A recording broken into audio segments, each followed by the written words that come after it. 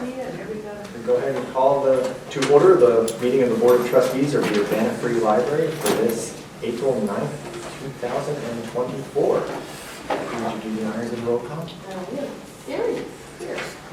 Here. Present. Liz. Here. Okay. Erica. Here. Beth. Here. Daniel. Here. Liz. Here. Rob. Here. And we are missing Sharice and Brandon. All right. So first up, before we do anything else, we're going to administer the oath to a new board member to get us up to full capacity. This is my first No one. pressure. Do we stand? Usually, yes. And then we make it raise his hand and, yeah. Okay. So let's get the photo off. Yes. Social media picture, here we go, yeah. So, the new board So member. right hand, just Please. Yes. And I say it, he says it after me? Yes. The whole thing I say, or? You can do it in break apart? pieces, you can, however you're most comfortable with and however fast you can follow along. I do solemnly swear I do solemnly swear that I will support the Constitution of the United States that I will support the Constitution of the United States and the Constitution of the State of Illinois, and the Constitution of the State of Illinois, and that I will faithfully discharge the duties of the office of library trustee and I will faithfully discharge the duties of the board office office of library trustee of library to trustees the best of my ability. to the best of my ability. Okay, you'll both sign it at the end or sign it whenever and you'll replace this for, yeah, it'll be the sign and we're good to go. All right. Okay? Thank It's you now so much. legally binding.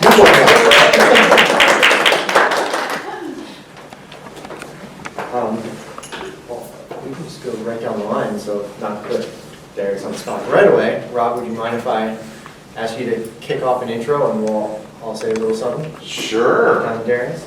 I am Rob Bennett. I have been here since June of last year.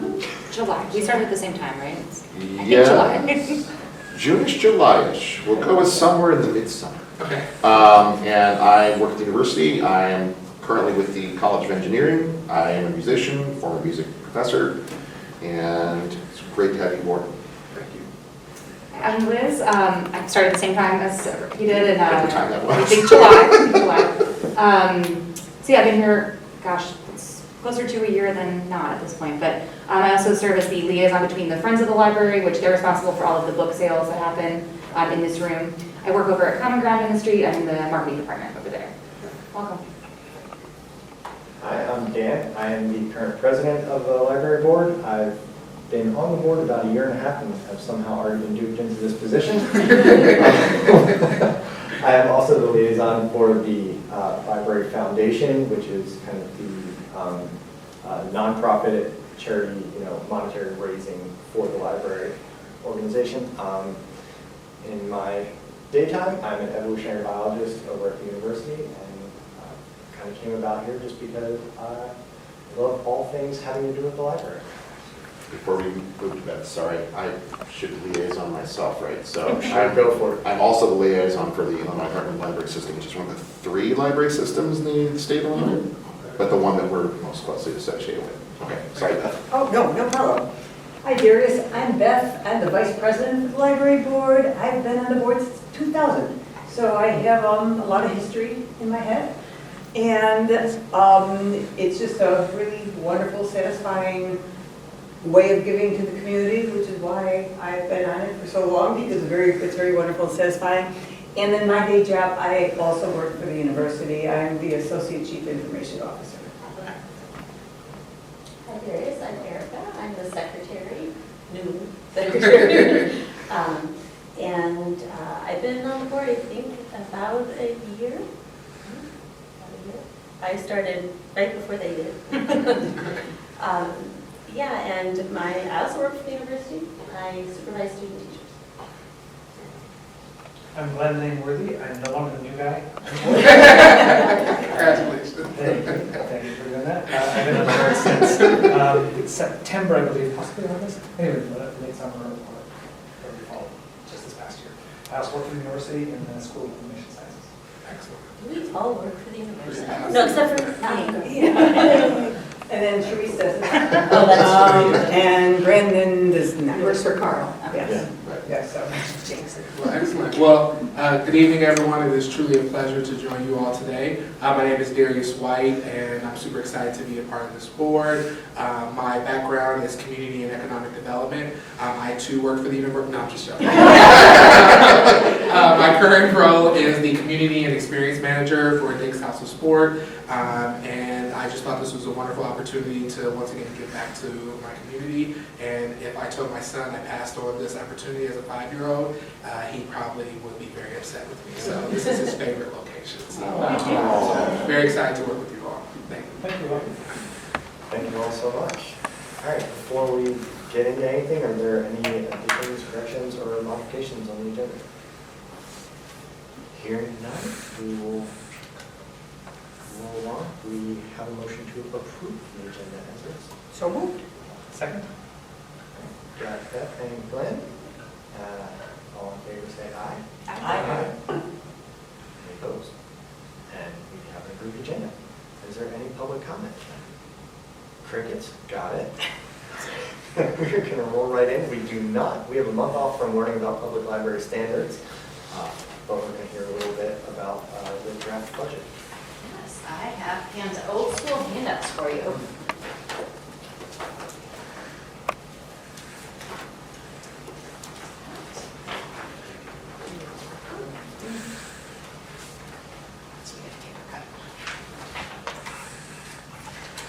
So, like we did last year, as we did last year, we will do a talking through, and if you don't mind sharing.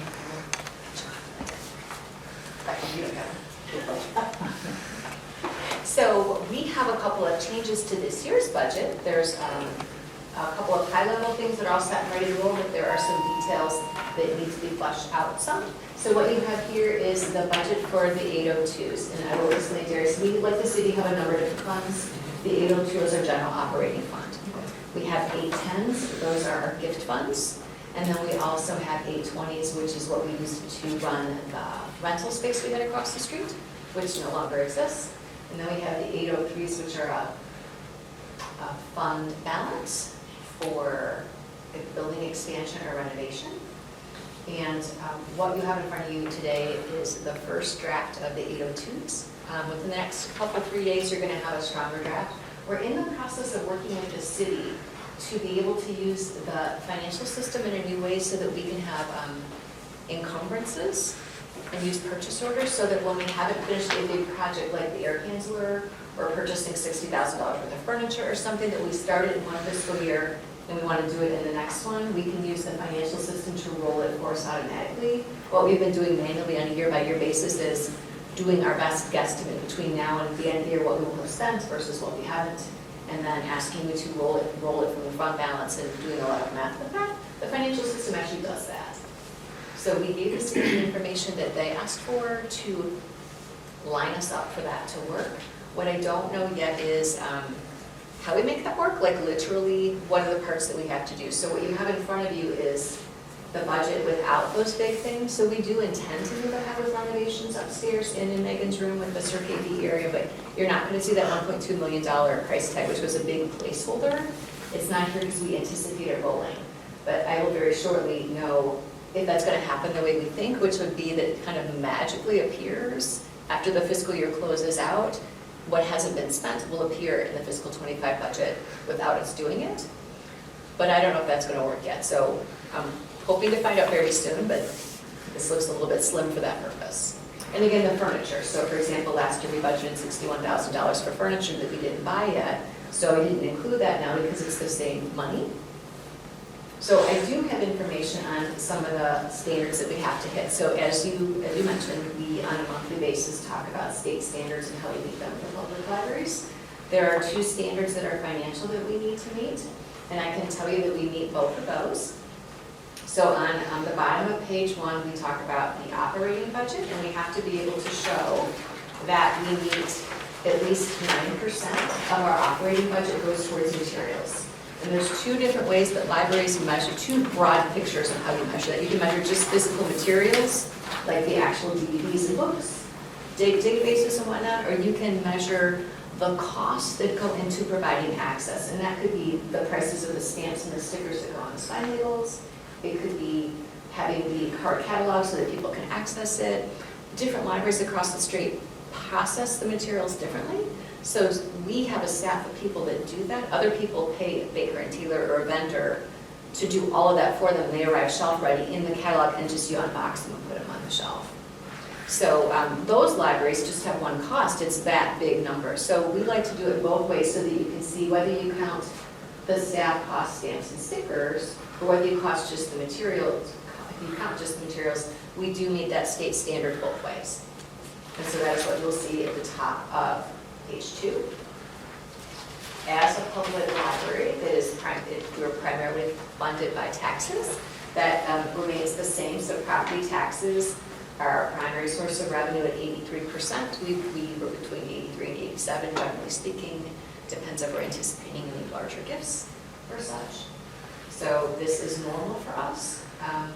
Rachel and I, when we work with, this is a small amount, but being good stewards, when we met with the Champaign County last year to talk about the money that we get for the archives from them, we were able to negotiate a 4% increase in what we get. So it's 4% higher. It's in the 30,000s, it's still in the 30,000s. So looking at the big $5 million number, it's a small amount, but just so you know, we are being active and good stewards of library funds and trying to get more resources.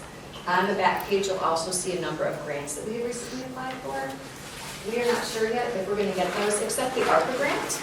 The ARPA grant we did receive from the city, and we do have a staff person that we are employing.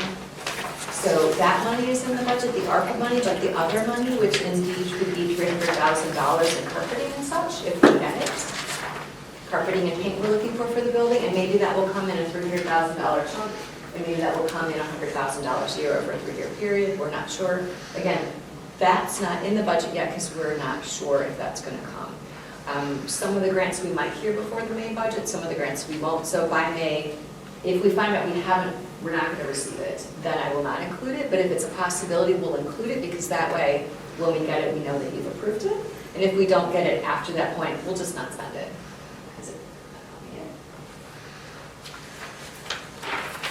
I have a quick question. On page 2 in the pie chart, what does PPRT stand for? Yes, when I saw that print, I thought, no. That's the personal property replacement tax. And so as a business, you own things, and there's a tax that is on those things. And so that's a number that varies from year to year. We've been lucky that it went up. It went up a bit, and it's going to stay stable for a year or two, we think.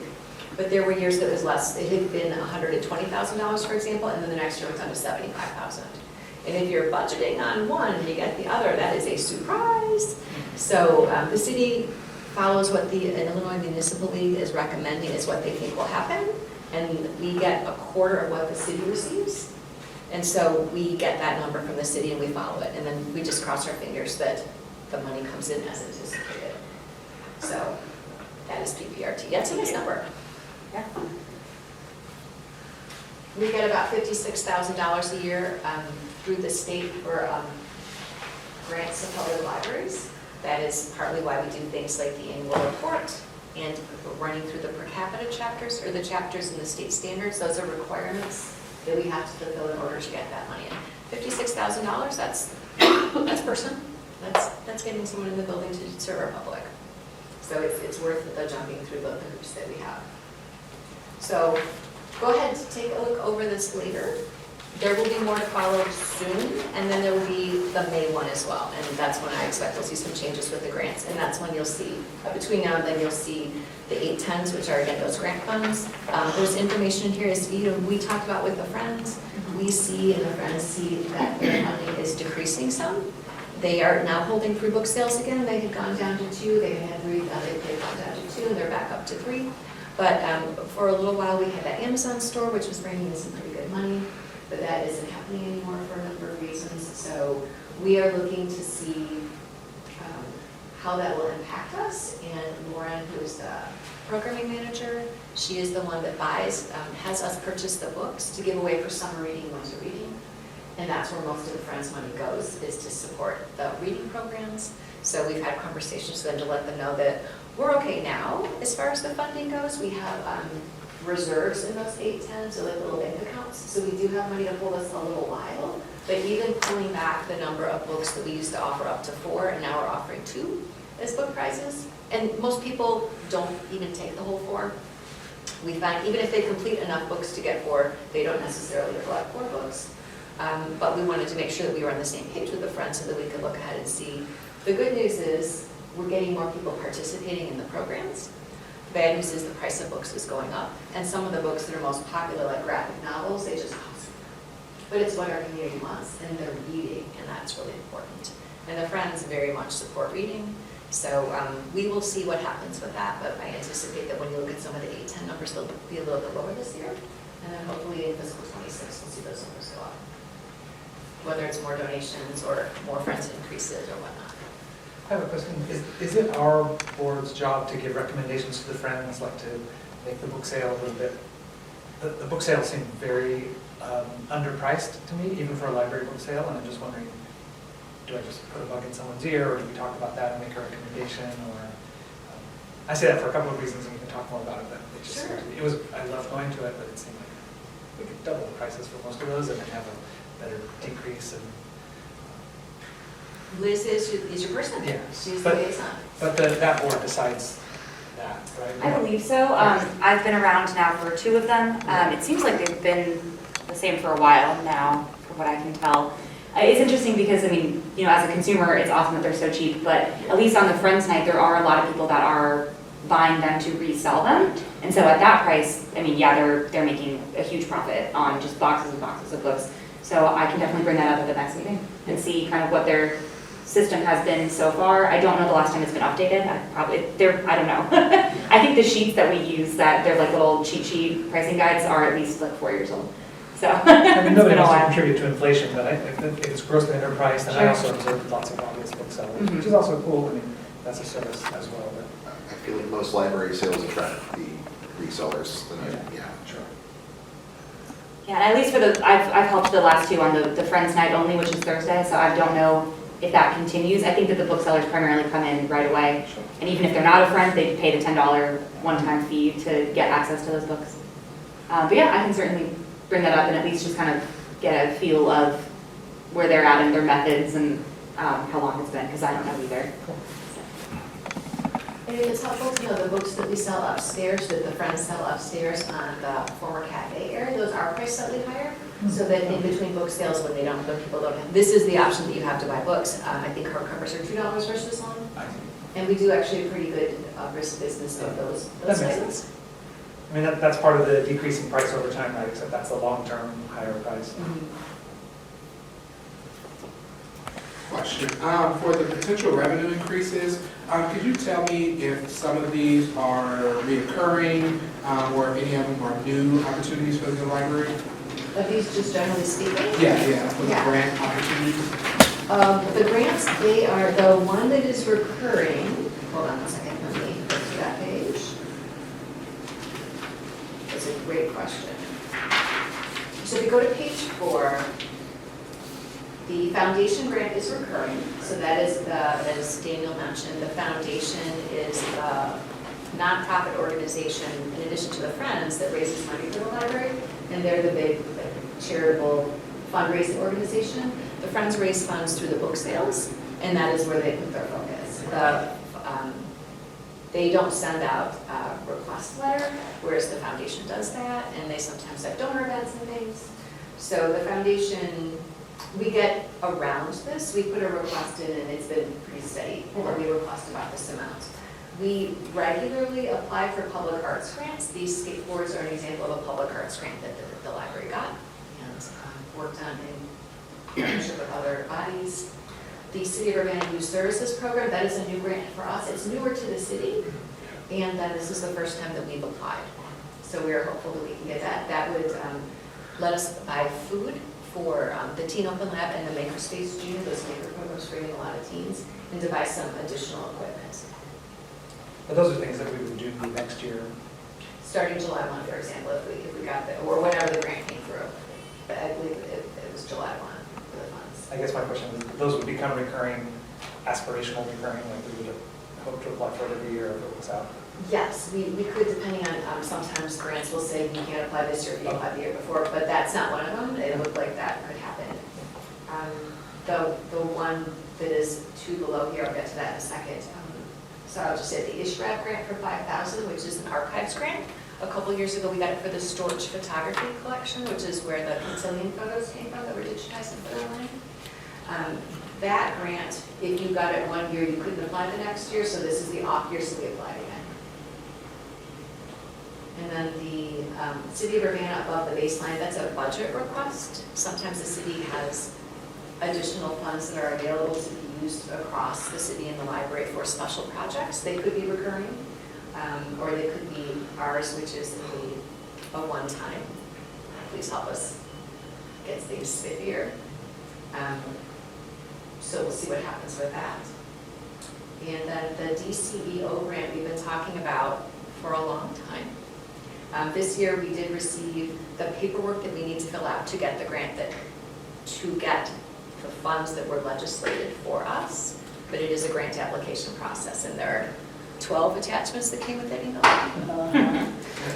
So some of them are just to be read, but I think at least There's 7 different pieces, plus feasibility surveys, and it's a lot.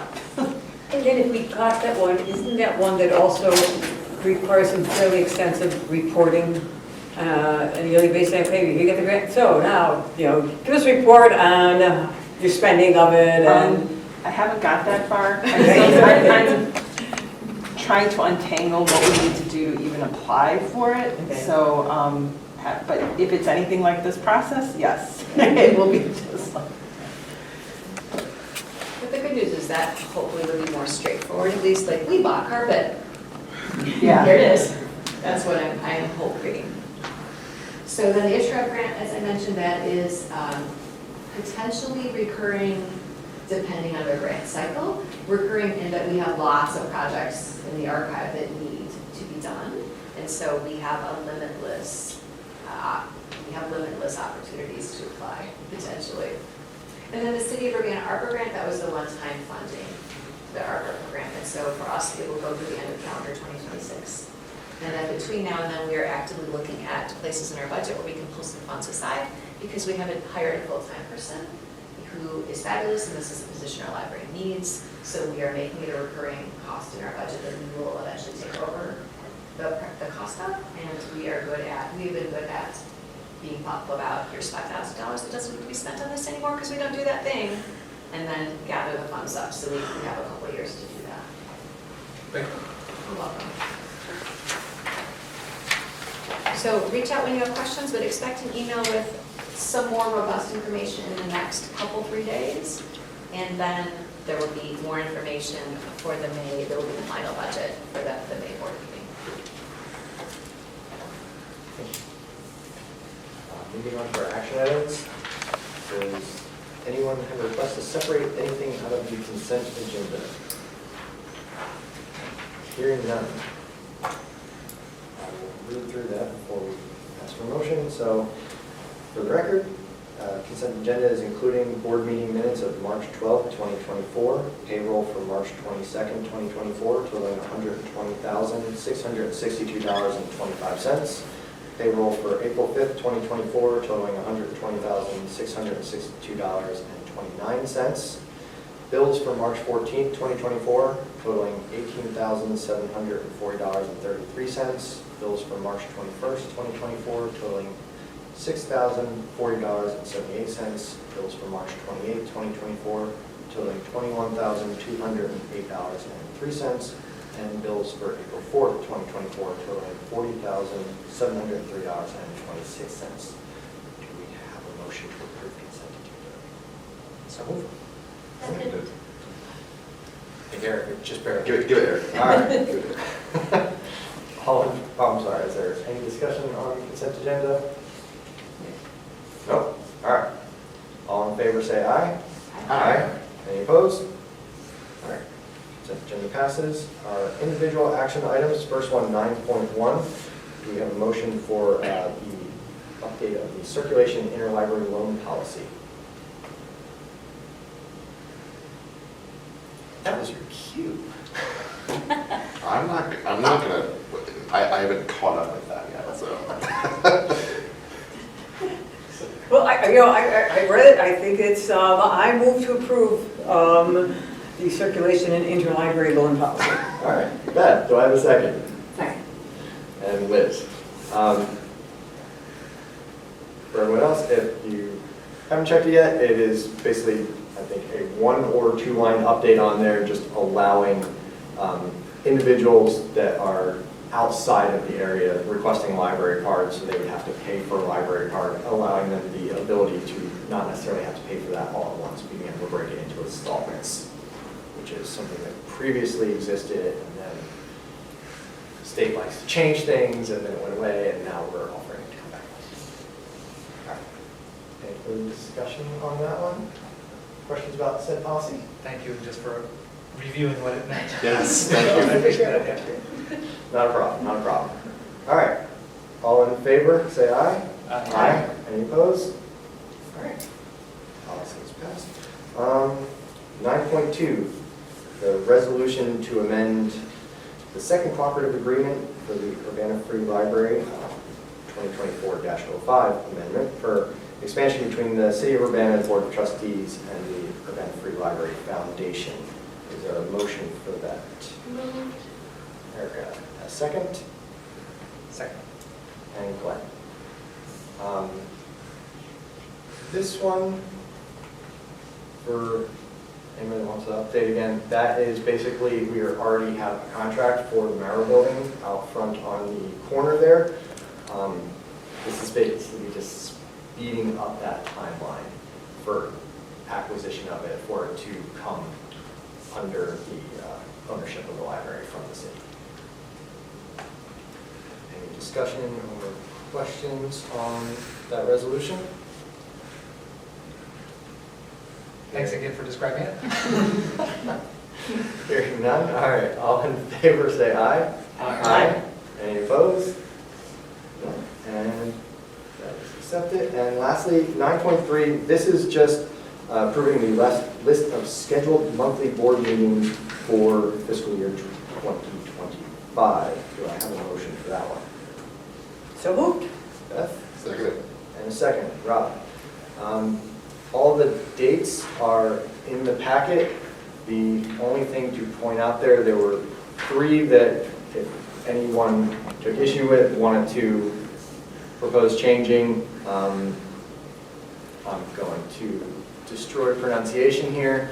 August 12th, 2024 falls on Tish B'Av, which is a Jewish holiday that is, I will say, just from speaking with my own friends and acquaintances on this, one that is not usually observed in the United States. It is more Orthodox, typically observed of those in Israel. Monday, the November 11th is Veterans Day, so the city is going to be pushing back their usual meeting to the 12th, which would then fall directly in line with ours. Other than, just the viewing extravaganza that people are going to be torn between there, Sharice being on the city council as well would have to flip coin and pick one or the other on that one. And then lastly, Tuesday, January 14th is Orthodox New Year. I can't find a lot of people that are holdouts on this. It seems to be a residual from the old Julian calendar, but if anyone knows somebody that might be a problem for.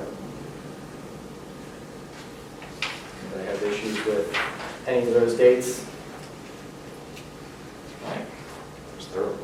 Hearing none, then I think sounds like we're proposing to stay with all of the dates as already selected in there. All in favor say aye. Aye. Any opposed? All right. And all those pass unanimously.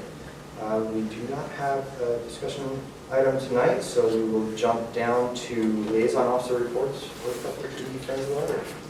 The Friends elected not to meet this month, so I will report back next. Wow, that was quick. It's easy when you don't meet. All right. For the foundation, the annual appeal is now just hedged over $70,000 for the year of a $100,000 goal. So that is rolling along pretty nicely. The foundation approved the library's list of grants for FY 2025. I mentioned last month that there's a new treasurer for the foundation. He is currently working on the foundation's own budget for 2025, because that's a thing we need to do. And the last is they're actively looking, for fundraising initiatives, things that we could do to help gather money for the library, whether that is passive or active fundraisers, raffles, merchandise sales, wine tasting, big event like that, what have you. So I would just throw out there that anybody that has ideas or knows of potential volunteers or knows of potential donors to point in the right direction, good time to talk to somebody on the foundation. All right. Hi, Rob. Not a lot to report on my front either.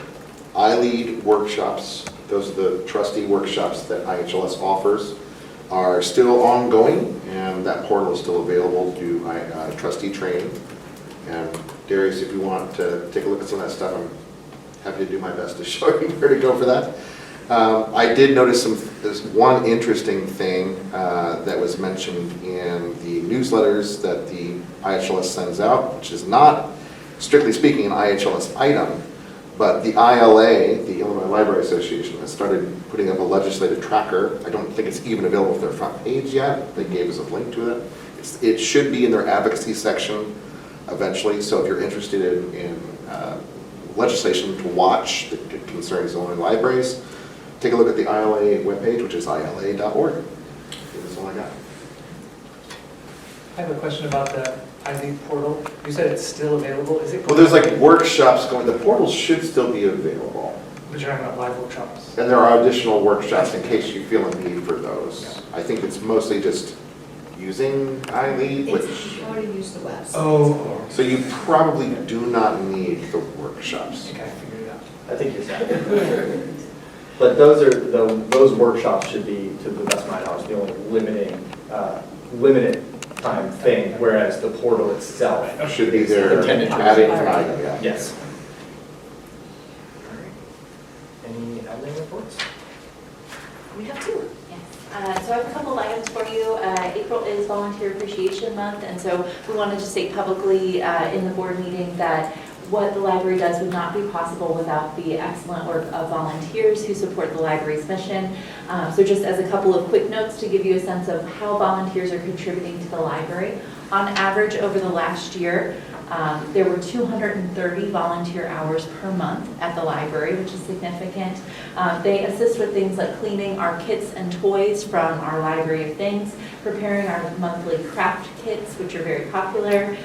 They help us pull our RTF or our holds list. So if you place an item on hold, we utilize volunteers to help us get those pulled sooner so that you can get those items sooner. They assist with our seed exchange, collection shifting, volunteering in programs, and so much more. So we thank the volunteers who are helping us every single day do the work that the library does. Including you all. Okay, would you tell us the numbers? Did you say the numbers and I just missed them? Yes, an average of 230 hours a month over the last year. And that's how many people about? Ooh, I would need to check with our volunteer coordinator because that does tend to fluctuate with the semesters being in a university town. But many of them are students. Yes, some of them are, and many folks who live in the community permanently. 230 hours. Cool. Additionally, we will have a new manager who will come introduce themselves next week. I'm pleased to share that Lindsay Taylor has accepted our Communications and Development Manager position. So Lindsay will be handling marketing for the library and then also working with the foundation on their fundraising efforts. So we are excited to have her. She starts next Monday. She'll meet you in May or June. Actually, I have a question. Any report on, there was this strange celestial event yesterday? Yeah. it was a Fun turnout time for was that. had by all. We had, around 350 people. I think final numbers were still waiting. We answered over 300 reference questions yesterday morning about whether or not we were providing eclipse glasses. We did, of course, run out. People were sharing. It was a wonderful, positive experience. Lots of folks from lots of different walks of life all coming together to witness the magic that was the eclipse. And thank you for having wonderful weather scheduled for the day. We did our best on that, so thank you for noticing. Lauren bought 1,000 pair, we gave out 700 pair or so beforehand. That's correct, yeah. And so, and Senator Ferracci's office gave us some as well, so Yes. we were happy to be able to put that out in the community. And we also, a couple of managers cleared the staff out so they could go watch and cover the dust so they could see too that we popped out at the end.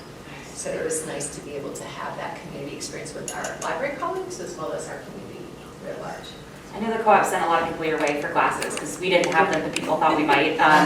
We are, however, I don't know if you guys are doing this, but we do have a donation. We're taking old ones, and we're going to send them to Astronomers Without Borders, and they'll get reused. So if anybody asks, you can send them over to the co-op. And we have a little, by our like welcome desk, we have a little box. So I'll make sure that folks know. Awesome. And then we have another, Becky has a couple things. I remember most is that FEI, the Statement of Economic Interest. Some of you have gotten it done, and some of you have not. So just remember, it's due May 1st. If you have any trouble getting into the portal, let me know, and I'll get you there. I don't know if you got your email. You should have gotten it saying that you're welcome. So yeah, I've been kind of watching, and I'll be sending out an email probably in another week going, woohoo. So yeah, if you don't have it done by May 1st, by about May 8th, they start bugging you, and by about May 15th, they start figuring out how much they're going to fine you. It's $100 a day. It's like pretty pricey. So you want to make sure that, and again, if you need, I've got the fact sheet that I sent out that kind of explains some of their definitions, which was useful as far as trying to fill it out. Staff get to fill it out as well, so we feel your pain. But anyway, so please get it done. Now that I know you're tracking, I will. I don't just track. I mean, they keep an eye on that. But yeah, I will be watching to see who has and hasn't. So yeah. That was the main one. That was the main one. We'll think about it first. Yeah, I can't remember what the else. I'll send it in there. And then Dawn and I are working with the city, as you know, on the corner lots. The city, we were looking at the contract, there were a couple pieces. There's a new person at the city who is helping out with this initiative, moving ahead. And we met with him this week, he actually came over and watched part of the eclipse with us. So the legal contract with our questions in this latest version is back to the city. So they are eager to move ahead too, so we'll let you know when we have more. Do you want to say anything about Lindsay? I was going to chime in. So we, so many things. The RFP for execution of the landscape plan that we have put together, or that Country Arbors put together for us, that's going to get in the News Gazette on Sunday, and so the RFP will be up on OpenGov next week, and then we'll hope to have some submissions through today's April 29th, which will be plenty of time for us to still take advantage, since we know there's that Mother's Day, don't plan anything before Mother's Day kind of deadline, but we're still able to get in the growing season. We're super excited about the plan itself. Just to give you kind of an idea, it's a refresh. We asked him to keep any plants, trees, shrubs that aren't at the end of their life cycle. So he evaluated what was already out there, and some things are going to be transplanted. And we have written into the proposal for viable plants that aren't going to be reused to be removed carefully so they can be given away to people. So we're not just going to have a massive, bunch of plants thrown away. Hopefully people will be able to use them.